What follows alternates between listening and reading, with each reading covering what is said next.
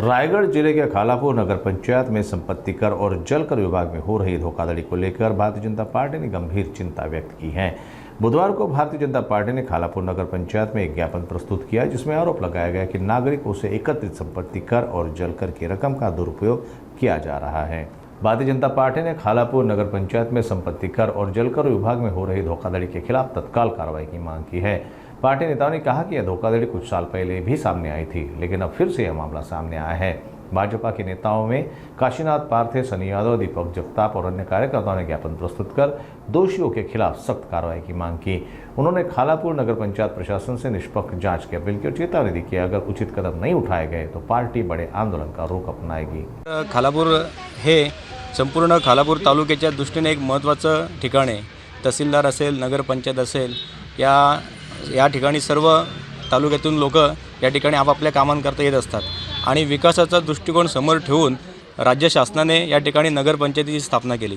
आज 7.5 वर्ष झाले, परंतु आपल्याला हवा तसा विकास या नगरपंचायतीत आपल्याला दिसलेला नाही आहे। या उलट या ठिकाणी जर भ्रष्टाचार होत असेल तर नक्कीच आपल्यासाठी ही शर्मेची बाब आहे आणि हा जो प्रकार आहे तो आमच्या पदाधिकाऱ्यांच्या लक्षात आल्यानंतर त्यांनी लागलीच या ठिकाणी निवेदन देऊन या गोष्टीचा निषेध केला आणि चौकशीकरिता त्यांनी या ठिकाणी निवेदन दिलेलं आहे।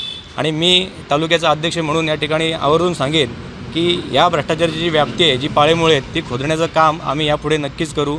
वरिष्ठ पातळीवरती हा विषय घेऊन नक्कीच या विषयामध्ये जे दोषी आढळतील त्या दोषींवरती कारवाई करण्याचं काम आम्ही या राज्य शासनाच्या मार्फत यापुढे करू। आज भारतीय जनता पार्टीच्या वतीनं आम्ही या ठिकाणी नगरपंचायतमध्ये दुसऱ्यांदा एक घटना घडली आणि ती घटना निश्चितच निषेधार्ह आहे।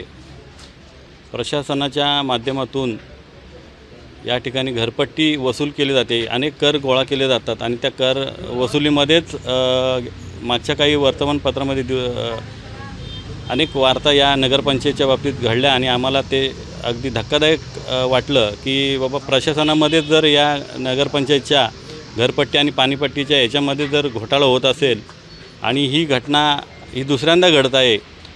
मागील 1-2 वर्षापूर्वी अशी घटना घडली असताना माननीय आमचे आमदार प्रशांतदादा ठाकूर यांनी तो संसदेत विधानसभेमध्ये आवाज उठवला होता आणि तो प्रश्न त्याची चौकशी लावली होती। मात्र तोही प्रकार यांनी आपापसामध्ये हे करून संगनमताने तो झाकला गेला आणि पुन्हा तोच प्रकार या ठिकाणी पुनरावृत्ती घडली।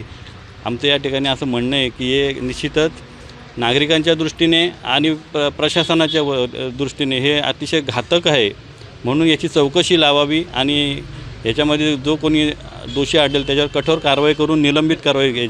याच्यामध्ये जर कोणी पदाधिकारी असतील किंवा हे अधिकारी असतील तर त्यांना निलंबित शासनाने करावं आणि त्यासाठी आम्ही आता माननीय मुख्यमंत्री आदरणीय देवेंद्रजी फडणवीस साहेब यांच्याकडे देखील याचा आम्ही पाठपुरावा करत आहोत।